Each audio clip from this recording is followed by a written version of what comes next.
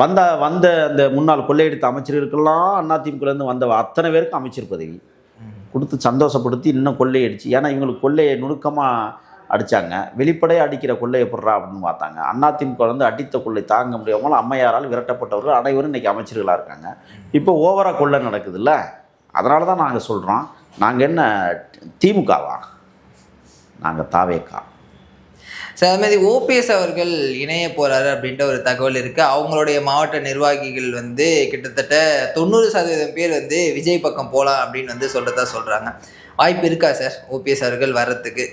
90 பேர் முடிவு எடுத்துட்டாங்கன்னா அப்புறம் வாய்ப்பு இருக்குன்னு தானே அர்த்தம். ஆனால் இப்போ நீங்கள் நினைச்சுக்கிறதா இல்லையாங்கிறது நாங்கள் முடிவு எடுக்கணும்.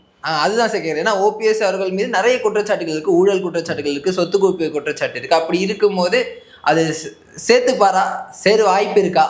நாங்கள் தான் சொல்லிட்டோமே, நாங்கள் முடிவெடுக்கணும். அதெல்லாம் நீங்கள் என்ன வேணாலும் பண்ணுங்கள், எப்படி வேணாலும் இருங்க, அது தலைமை பார்த்து முடிவெடுக்கும். அது எப்படியான முடிவு எடுக்குமோ அந்த ரீதியில் நாங்கள் கண்டிப்பாக உங்கள்கிட்ட சொல்லுவோம்.